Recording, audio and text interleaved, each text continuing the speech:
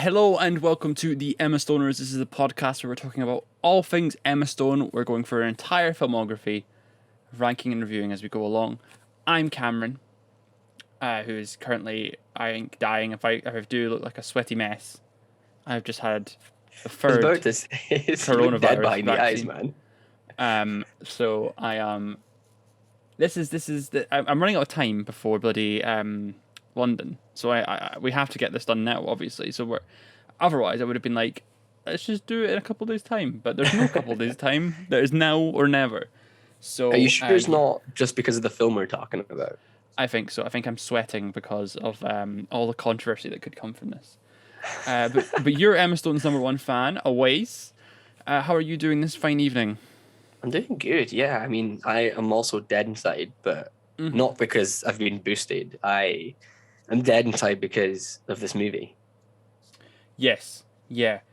We should probably just jump straight into it because I think we are going to be joined by a guest later on in the show. Laura Potier is going to come and talk about Birdman, or the Unexpected Virtue of Ignorance, which is we filmed that before, and it is a very long discussion and a very good discussion. I think we had a great time with that one. I think we did have a good time. Some controversial opinions.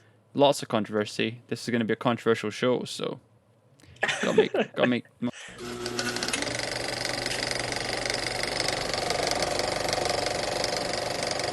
So we're talking about the Magic in the Moonlight, which is directed by Woody Allen and stars people like Colin Firth, and that's about it. And also stars Emma Stone, of course. Awais, could you tell me about this Woody Allen movie, please? Yeah, so Colin Firth basically plays Stanley Crawford, who's a magician. He's basically dedicated his entire life to revealing fraudulent spiritualists. And then there is a celebrated spiritualist, I managed to say it that time, Sophie Baker, who's played by Emma Stone, and she's like quickly on the rise. So he decides to set out to France to basically expose her. But the more time he spends with her, the more he realizes maybe magic is real and maybe love is real. Wow, how cute. I can say with a straight face. How amazing. How very Woody Allen of you. Yes. It's I watched this in my bed at like not even that late in the night, but I watched this in bed just in prep for this, and I think I it was a challenge to keep my eyes open. You know, it was an absolute challenge. It is so dull. It is unbelievable. Yeah. I don't think Woody Allen has made a good movie since like the 70s or whenever he was going. Like, I don't think I've seen a lot of his modern stuff, like more so. See, I was about to ask, are you how familiar are you with Woody Allen stuff? I am familiar-ish. I've seen some of his older stuff. I've seen a lot of his modern stuff just from going to the center. Like they were still getting shown like Cineworld and stuff until quite recently. You know what I mean? Like that Kate Winslet one was still like the Fairground one was like the last one I saw in the cinemas, and then obviously I had Rainy Day in New York, which I'd imagine you're a massive fan of. Now, why would you say such a thing? So yeah, I'm not so well versed in him, but I'm aware of how crap his modern movies are, and in comparison to some of the older stuff I have seen. So I know this is not good for him. But what about yourself? You're a... I've not seen a lot of his older stuff. Like, I've not seen the stuff that people, recognize Woody Allen for. I've seen Midnight in Paris, which I really enjoyed. And I've seen A Rainy Day in New York, which I thought was fine. I know his modern films have this rep of just... Because he does, he just does like a film a year, I think. And he just doesn't really... It seems like there's not any focus on quality.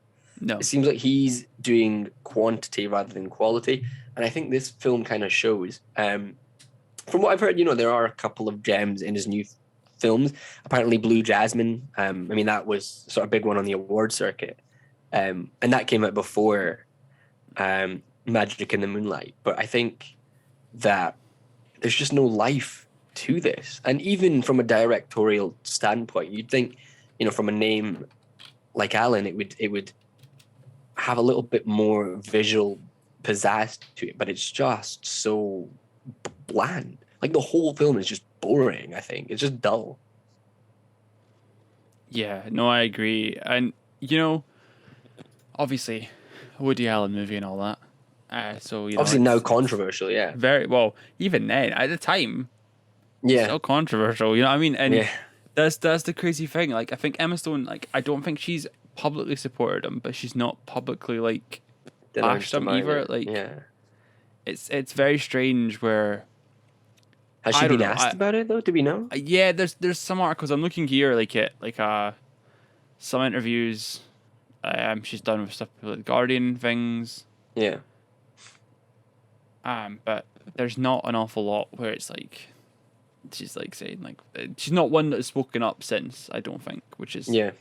maybe disappointing, maybe not. It depends. It's such a strange circumstance, I guess. It's one of those ones where it's like, why work with him, but why not? Because he is Yeah. such a massive name. You can see why these actors will go towards Woody Allen because he is.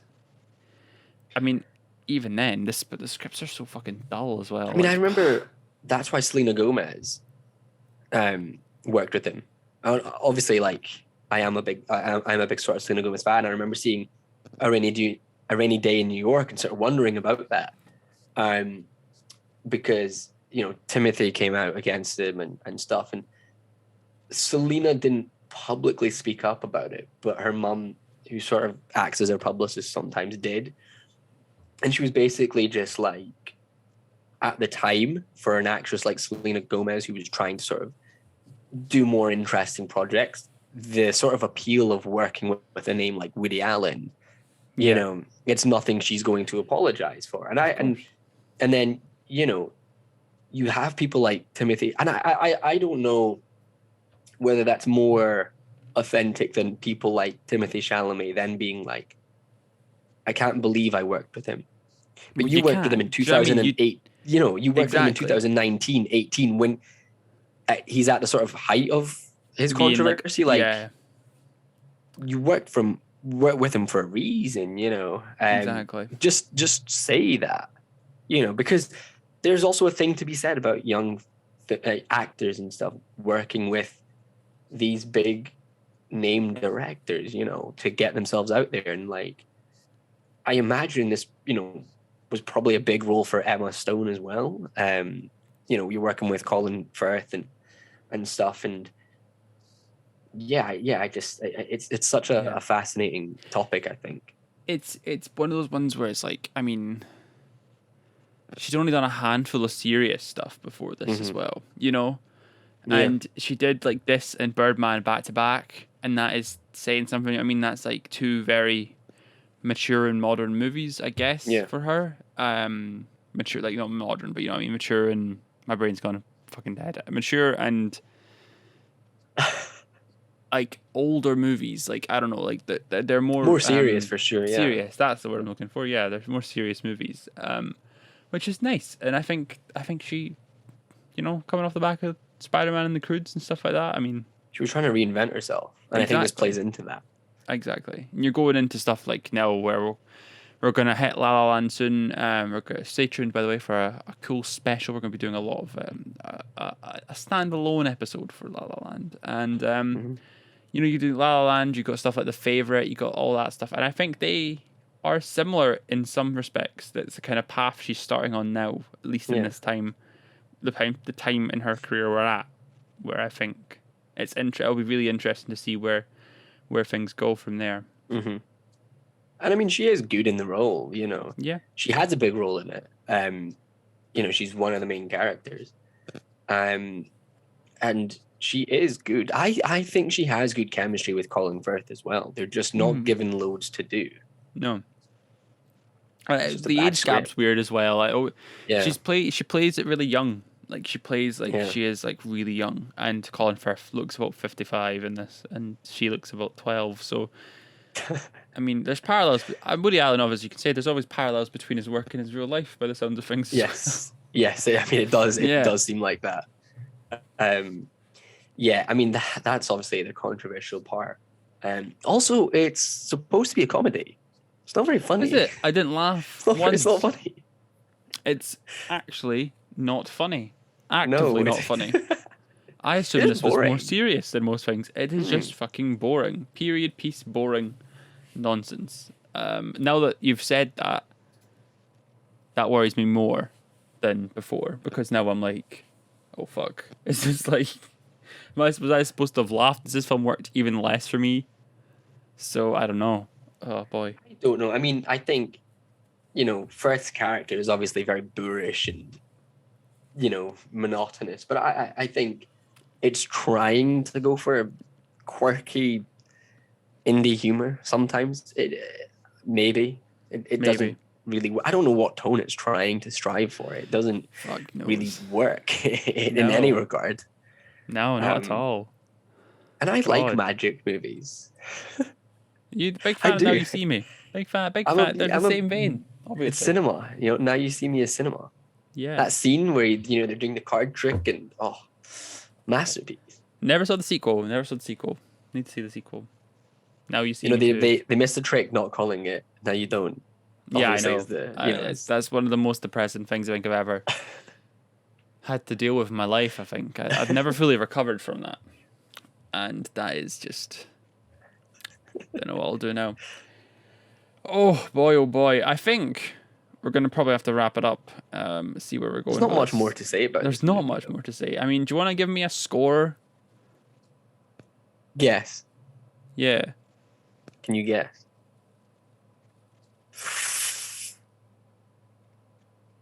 Whoa, you're going 1. You're going 2, sorry. I'm going 1.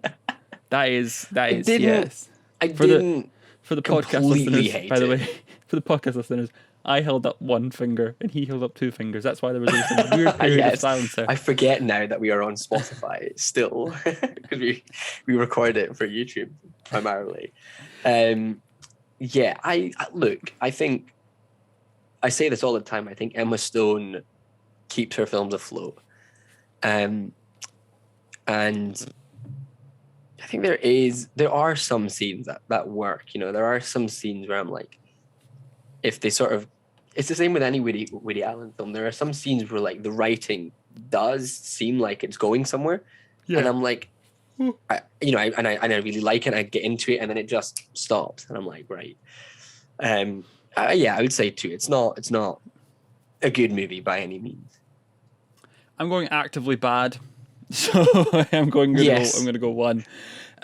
It's really just dull. It really did nothing for me. I didn't laugh because apparently it's supposed to be a comedy, and I did not know that until now. So in that perspective, it's fails on all cylinders. Emma is okay in this. Yeah. I have nothing else to add. Really, it's just not 1 for me. I guess it's not. They're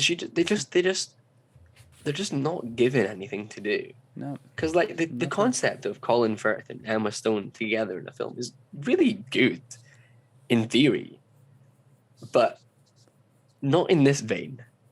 Not in this vein. Give them a father-daughter dynamic.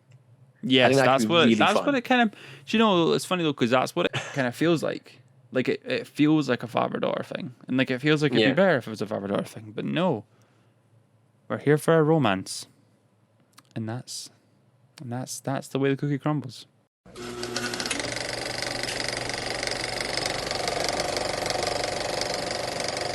Next up, we're talking about Birdman, which is directed by Alejandro Inarritu. It stars Michael Keaton, Edward Norton, Zach Galifianakis, and of course Emma Stone, Awais. We're joined by a guest this time round. Who's here? Because I can't see because Zoom is broken. We're once again joined by the fabulous Laura Potier, who's here to talk about Birdman with us. So Awais, what happens in this movie though? So it's like a very meta movie. Basically, Michael Keaton plays Regan Thompson, who's like, he was a famous comic book movie actor. He played Birdman, but now he sort of finds his life haunted by that role and he wants to sort of reinvent himself. So he decides to write, direct, and star in a Broadway play, but it doesn't go very well. And that's pretty much the gist of it. You've got like, everyone sort of plays himself. Michael Keaton sort of plays himself. Birdman is obviously Batman. Edward Norton plays a version of himself, apparently, because I think he's supposed to be difficult to work with. Does that mean Emma Stone plays a version of herself, like a hardcore stoner girl? I don't think so. Maybe.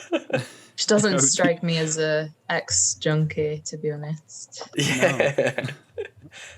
But yeah, this film won so many awards, and it was held in such high regard. I know we all mentioned it before, and I think last time we had all seen it, no one liked it. So I'm very curious. What did people think of it? Yeah, Laura, you said that this you did not like this film at all. So I'm very curious to see what you thought on a rewatch.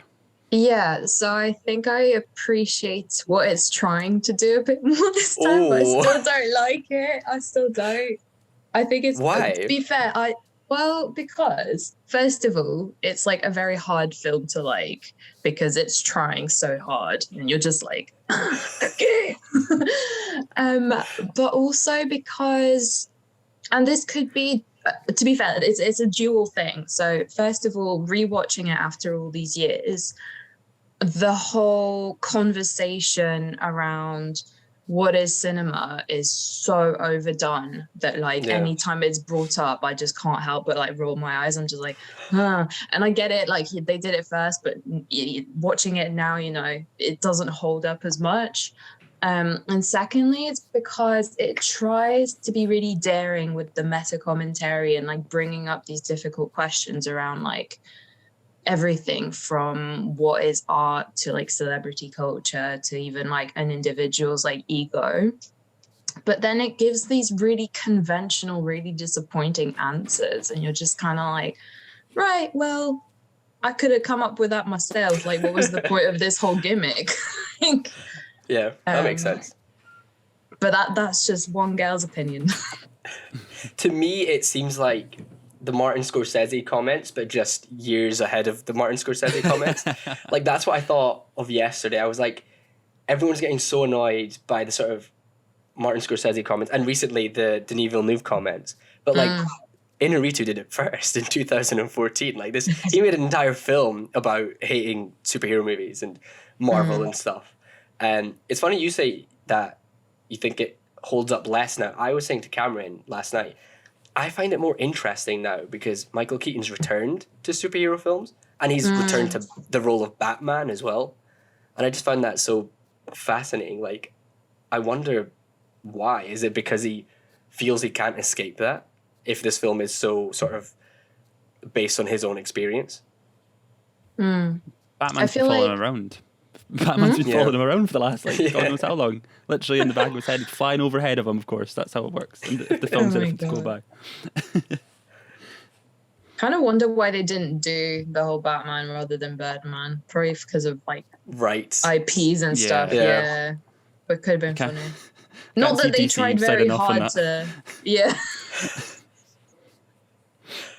But it's just, I just find it so interesting. Like, everything it has to say on superhero movies, especially now because they're even bigger than they were in 2014, I find. But I don't know, I'm personally getting a bit bored of superhero movies after Endgame. I think Marvel is just kind of man, you sir, look, come on. aside from all the Spider-Man maybe in chat, public behind closed doors you're very much like, oh, I can't wait. So aside from No Way Home, which I'm like just next level excited for, like Marvel in particular, like Black Widow and Shang-Chi and stuff, just after Endgame, I think because Endgame was such a good sort of end for it all, I'm like, do we need to keep going?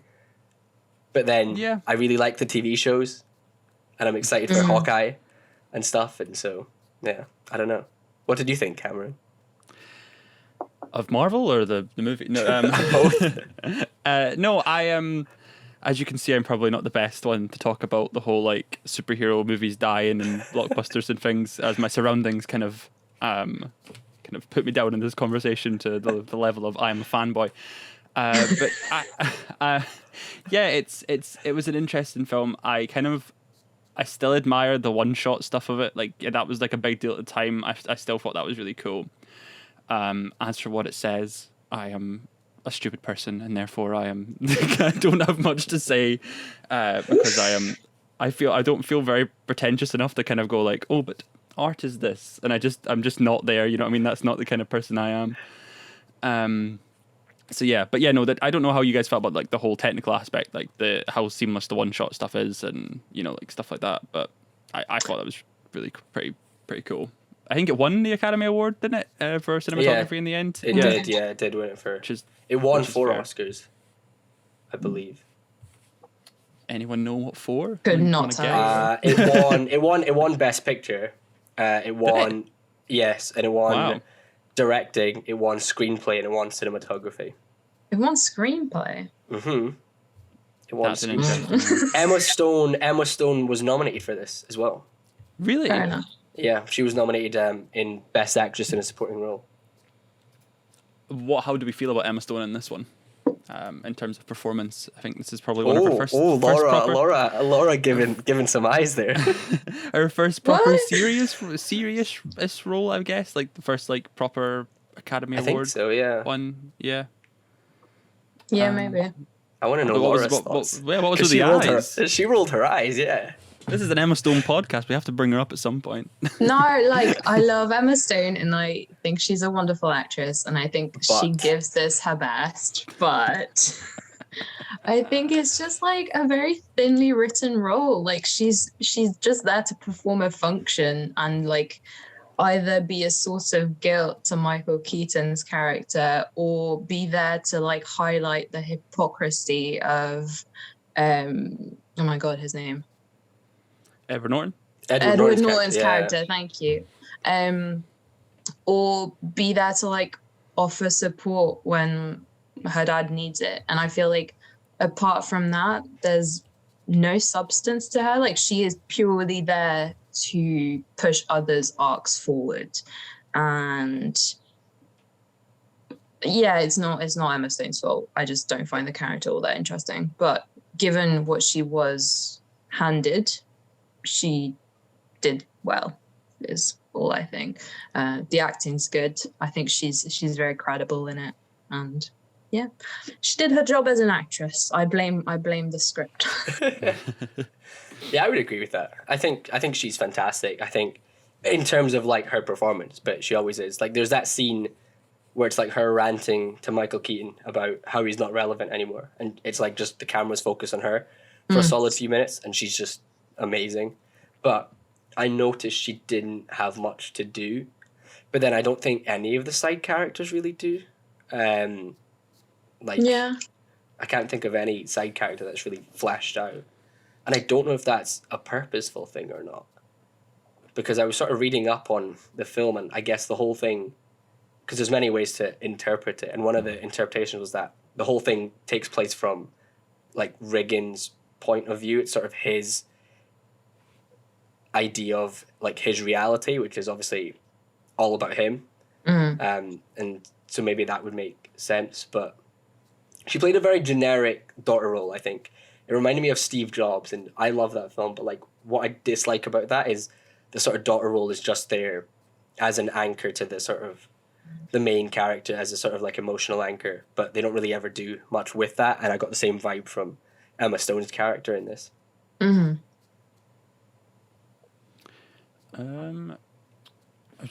was looking at Common Sense Media, but unfortunately, I think everyone seems to not have love it. subjected their kids to this, which is unfortunate because I was really hoping there'd be like Michael Keaton walks around in his underpants, and it's just ridiculous. This is an 18 plus, but I guess everyone knew the audience for this. I'm surprised that people didn't walk into this thinking it was a superhero film and were just like disappointed, because I thought that's, because I work at a cinema and people just come and they're just like, oh, what's on? And and they sort of judge films by titles. And I can imagine that in 2014, people would be like, oh, what's on? And people would say Birdman. And they'd be like, yeah, let's go see a superhero film. Maybe that's why. Super disappointed. Yeah, maybe that's why there was a second part to the title, because Birdman sounds like a superhero film, but then you add "and the unexpected virtue of ignorance," and you're like, ugh, art house. But does anyone ever read that full title out? Yeah, that's too much. That's too much. I can't remember the marketing, so I can't remember how much that featured. Yeah. I don't think I was conscious at the time this film came out, to be fair. It's 2014, but I don't think I actually fully became a human until I was like 17 years old, so it's like... Well, this is what I'm saying. I clearly didn't understand it the first time. So I didn't like it the first time, but I really, really sort of, I like it now. I personally feel it's still relevant in what it has to say, but I clearly just didn't have any taste in 2014. But like, you would have been what, like 12? Like, I can't even. Yeah, 7, yeah, 6. Well, I would have been 15. 16, oh, you watched 16, it late 16. on, didn't you? You watched it late on. You didn't watch it released, did you? You watched it quite late on. No, I watched it on a torrent. I remember. Right. I would have been 16 in 2014. Oh yeah, 2014. Yeah, I feel like I thought it was 2012, but yeah. Nah, yeah. Well, see, I thought that as well. See, I feel like 16-year-old me though was like trying to be edgy with film taste, but realistically didn't like those movies. Like I remember seeing The Revenant and like being like, yeah, The Revenant was cool, but realistically hating The Revenant because I found it so boring. I need to rewatch it, but I was like, I love The Revenant. The Revenant's the best thing ever, and I was just like, okay, apart from the fact he's blowing like frost, like condensation onto the camera, I'm like, that is it. I don't know. I don't like this film at all. Inherent Vice was another one. I remember seeing it and not understanding it because that film's just, from what I remember, just an absolute trip. And just like, I remember going in school and being like, I watched Inherent Vice. Yeah, it was cool. It was good. And like trying to be all super edgy about it, but realistically, I did not like that film. I don't even think I finished it. You would have been a riot to know in high school. Oh my god. And that was the same with Birdman. I feel like I probably pretended to like Birdman in 2014. It's really deep, you know. Like... Yeah. Yeah. It's very much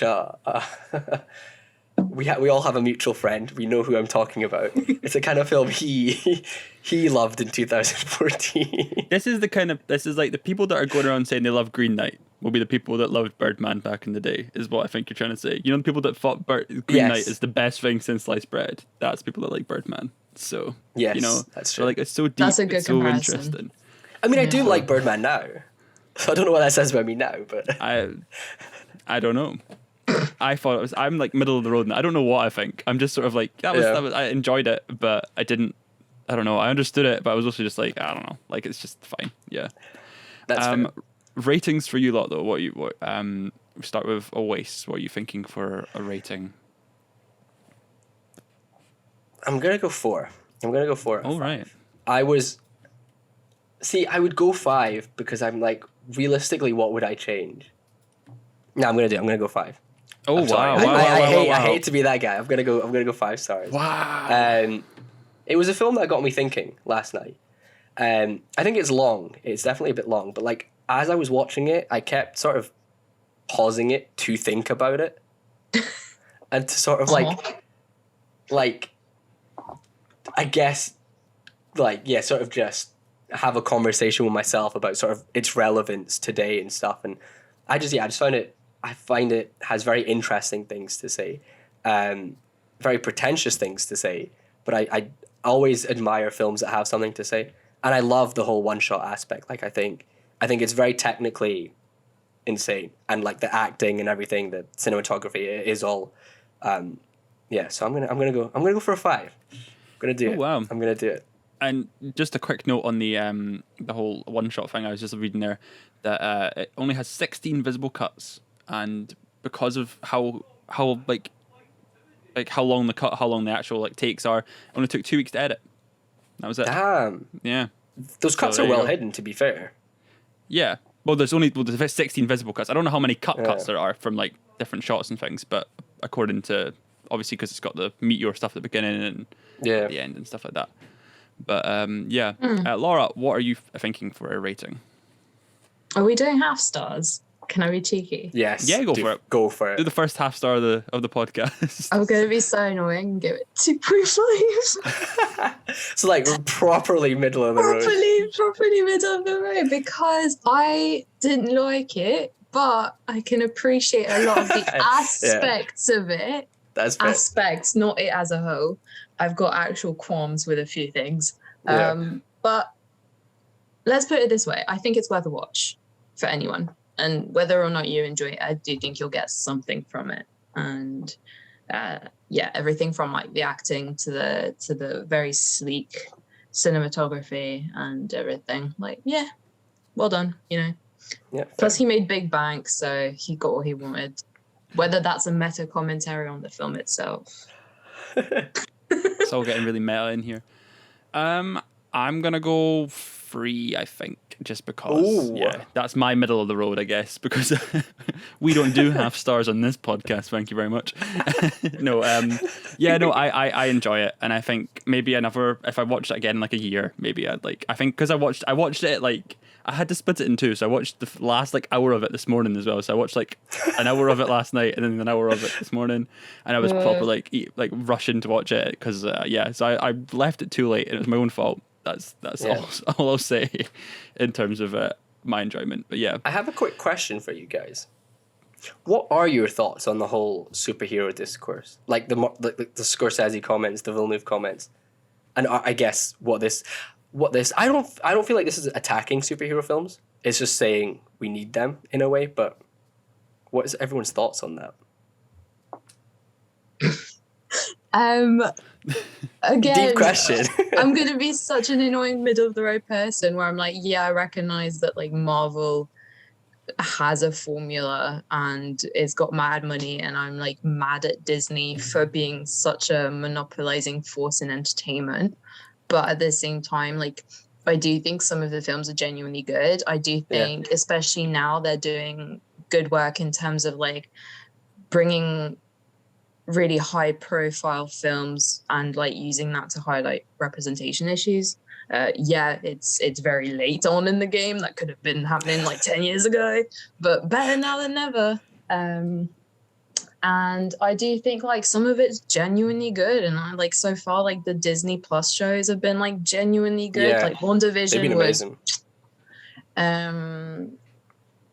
So like I resent how much money Disney have, but I personally really enjoy Marvel films. Yeah, so. I think I'm the same.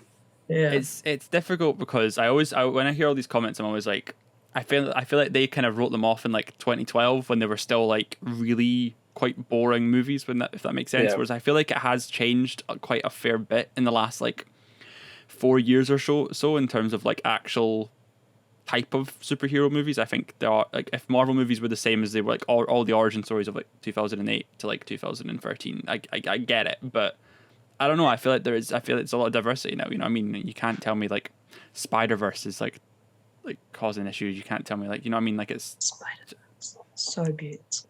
So Every superhero film is so different nowadays, I feel. Mm-hmm. Like, you know, Joker and Spider-Verse and like Shang-Chi and like, you know, Suicide Squad, like they're all four of them are very, very, very different movies. And I feel like they are trying nowadays, at least sometimes, and I appreciate that. Yeah. Apparently Venom might be gay as well or something. I don't know. He was in a gay club. Yes. What's happening with that? Yes. Yeah, he is. So there was a clip of him, and he's in a club, and the interview was someone asked Andy Serkis about it, and he was like, "Yeah, that's his coming out scene." And because he's always pitched Venom 2 as a love story between Eddie and Venom, and so he was like, "That's his coming out scene."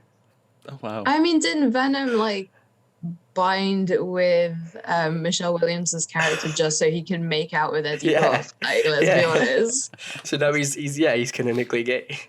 Well, Which all for Can't it. blame him. Have you seen Tom Hardy? Like, Exactly. He always looks ill in Venom though, so I don't know how I feel about that. He always looks like he's just been dragged for a hedge. So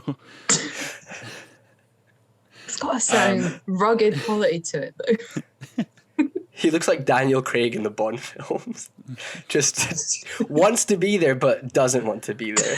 he's just fed up at this point. If you're on YouTube, please subscribe and like the video. If you're on audio services, please remember to follow and maybe give us a review if that's a thing. I don't even know how that works. I don't listen to audio podcasts.